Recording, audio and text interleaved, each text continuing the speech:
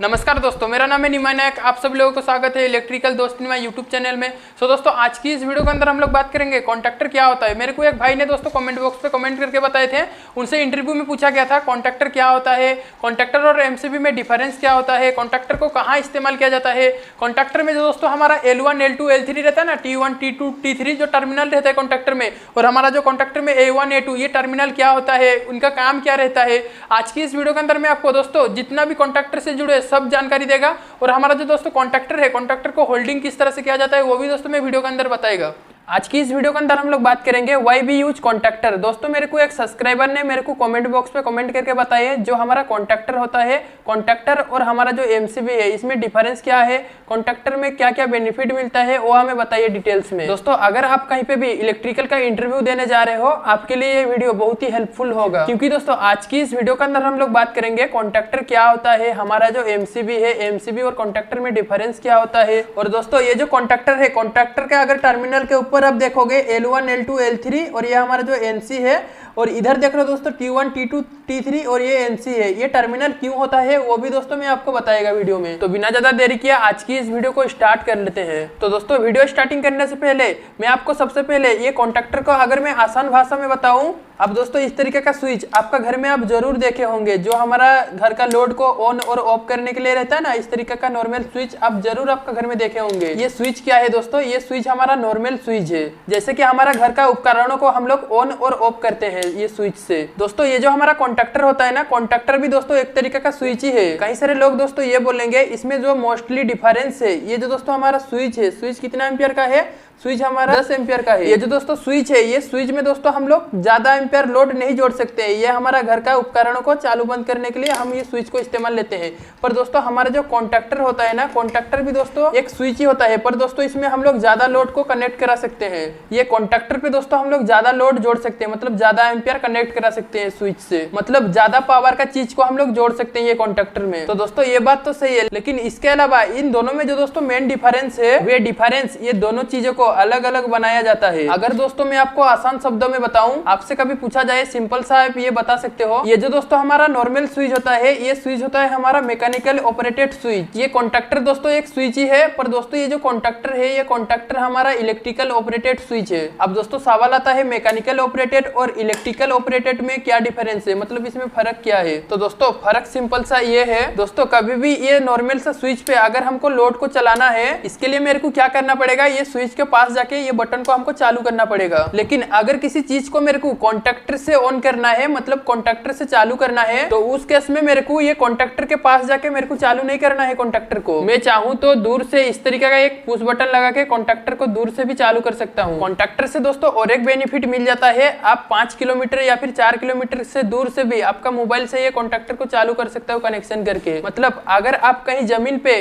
Contactor के द्वारा एक मोटर लगाए हो, तो आप दूर से भी ये कॉन्टैक्टर को चालू कर सकते हो। तो दोस्तों यही कॉन्टैक्टर का मेन डिफरेंस होता है कि हमारा जो कॉन्टैक्टर होता है, ये कॉन्टैक्टर हमारा इलेक्ट्रिकल ऑपरेटेड है, जबकि कोई नॉर्मल स्विच होता है वो होता है हमारा मैकेनिकल ऑपरेटेड। अब दोस्तों एक बात ध्यान रखिए, ये जानना आपको बहुत ही जरूरी है। ऐसा कभी भी आप मत सोचिए ये जो दोस्तों हमारा कॉन्टैक्टर है, कॉन्टैक्टर हमें शॉर्ट सर्किट प्रोटेक्शन देगा। जी दोस्तों नहीं, बिल्कुल गलत है। कॉन्टैक्टर हमें शॉर्ट सर्किट प्रोटेक्शन नहीं देता है। मतलब कभी हमारा ओवरलोड हो गया, ओवर वोल्टेज हो गया, उस केस में जैसे कि दोस्तों हमारा कोई उपकरण है, ये कॉन्टैक्टर से हम लोग कनेक्शन करके चला रहे हैं उस उपकरण को, जैसे कि दोस्तों हम लोग एग्जांपल पे समझते हैं, इस कॉन्टैक्टर पे दोस्तों हम लोग एक मोटर को कनेक्ट करके रखे हैं, हमारा मोटर को ये कॉन्टैक्टर प्रोटेक्शन देगा? जी नहीं दोस्तों, हमारा ये जो दोस्तों कॉन्टैक्टर है, कॉन्टैक्टर एक नॉर्मली स्विच ही है, बट ये कॉन्टैक्टर इलेक्ट्रिकल ऑपरेटेड हो रहा है। कॉन्टैक्टर किसी तरह से कोई भी प्रोटेक्शन नहीं देता है दोस्तों। अगर दोस्तों हमारा कुछ लोड कनेक्ट है कॉन्टैक्टर के साथ, तो दोस्तों हम लोग को इसमें क्या लगाना पड़ेगा, ओवरलोड एक रिले लगाना पड़ेगा। जैसे कि दोस्तों ये हमारा L1 L2 L3 main supply है, और इधर दोस्तों हमारा जो T1 T2 T3 है ना, ये हमारा मोटर का कनेक्शन गया है।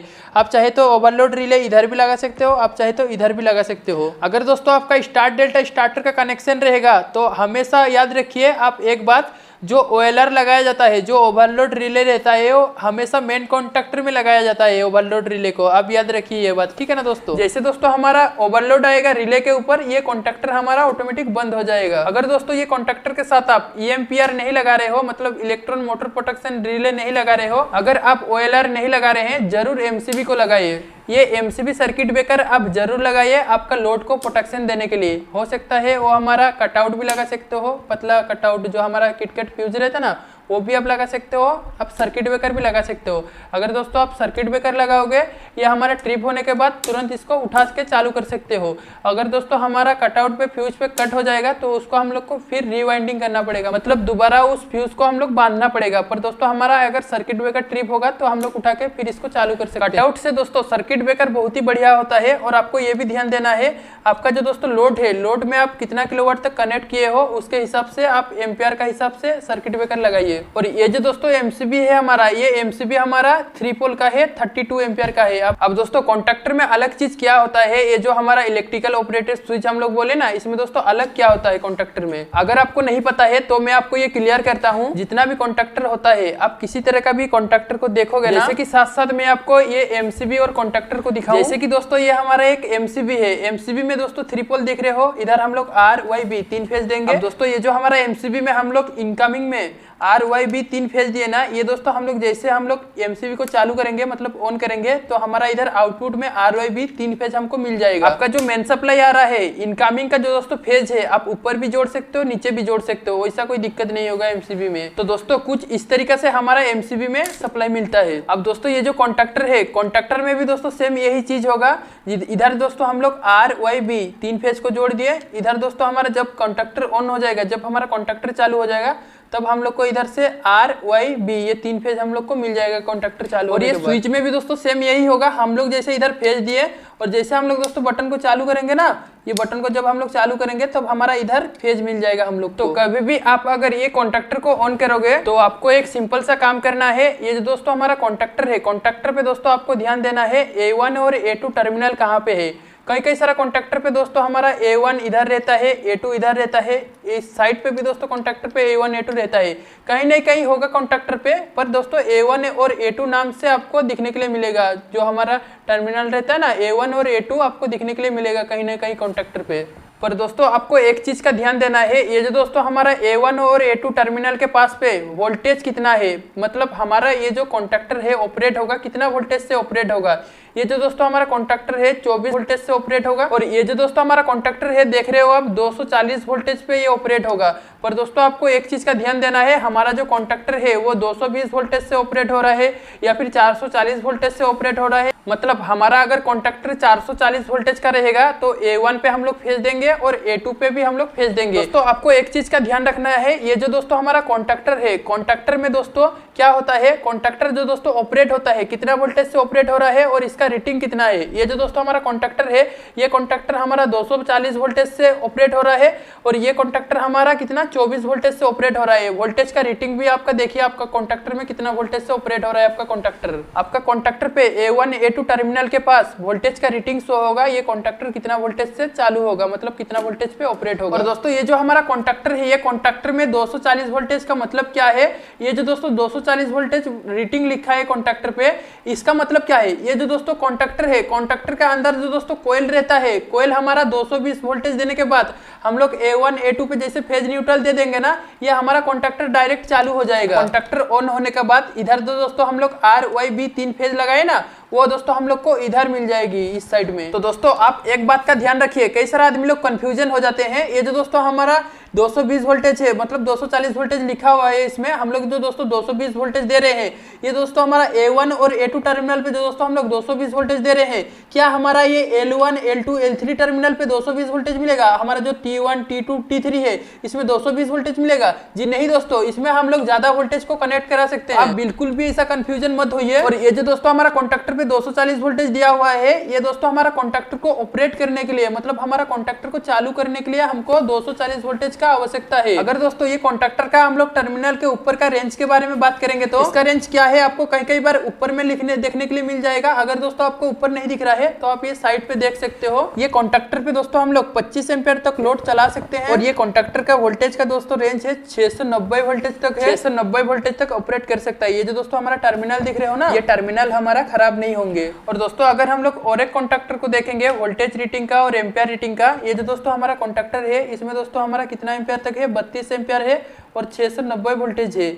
और दोस्तों ये हमारा 230 वोल्टेज पे 4 किलोवाट होगा और हमारा 3 फेज में दोस्तों हम लोग 3 फेज देंगे 7.5 किलोवाट होगा। मतलब ये जो दोस्तों हमारा कॉन्टैक्टर का टर्मिनल है ना L1 L2 L3 T1 T2 T3, ये टर्मिनल हमारा उतना एम्पीयर करंट फ्लो होने के बाद खराब नहीं होगा, टर्मिनल जलेगा नहीं। दोस्तों अभी हम लोग जान लेते हैं कॉन्टैक्टर से क्या क्या बेनिफिट मिलता है। अगर दोस्तों आपको ये क्वेश्चन इलेक्ट्रिकल का इंटरव्यू में पूछे कॉन्टैक्टर क्या है, कॉन्टैक्टर से क्या क्या बेनिफिट मिलता है, तो आप उनको ऐसे बता सकते हो। अगर दोस्तों आपको ऐसे क्वेश्चन पूछे कि हमारा जो नॉर्मल स्विच होता है और कॉन्टैक्टर है, इनमें दोनों में डिफरेंस क्या है, मतलब इनमें अलग क्या है, तो आप उनको ये बता सकते हो। ये कॉन्टैक्टर हमारा एक इलेक्ट्रिकल ऑपरेटेड स्विच होता है। जैसे कि दोस्तों हमारा ये नॉर्मल एक स्विच होता है, ये हमारा एमसीबी होता है, ये हमारा मैकेनिकल ऑपरेटेड स्विच है। मतलब इसको चालू करने के लिए मेरे को इसको पास जाना पड़ेगा और पास जाके मेरे को ये चालू करना पड़ेगा एमसीबी को और स्विच को। और दोस्तों ये जो कॉन्टैक्टर है, कॉन्टैक्टर को मैं दोस्तों दूर से भी ऑपरेट कर सकता हूँ ऐसे पुश बटन लगा के। मतलब मेरा मोटर के पास में एक कॉन्टैक्टर लगा रखा है, ये कॉन्टैक्टर में मेरा एक कमरा में लगा हुआ रखा है। मैं चाहूँ तो दूसरे घर में जाके ये कॉन्टैक्टर को मैं चालू कर सकता हूँ, मुझे सिर्फ ये स्विच को दबाना है। पर दोस्तों ऐसा नहीं है कि हमेशा ये स्विच को दबा के मेरे को कॉन्टैक्टर चालू करना है। पर दोस्तों ये जो हमारा कॉन्टैक्टर का स्विच था, कॉन्टैक्टर पे का स्विच भी दोस्तों हम लोग जाके मैकेनिकली दबा रहे हैं, चालू कर रहे हैं। और ये जो दोस्तों कॉन्टैक्टर है, कॉन्टैक्टर हमारा फुल इलेक्ट्रिकल ऑपरेटेड स्विच ही हो सकता है। अब कई सारे ऐसे स्विच देखे हो हमारा मोबाइल से भी ऑपरेट हो जाते हैं।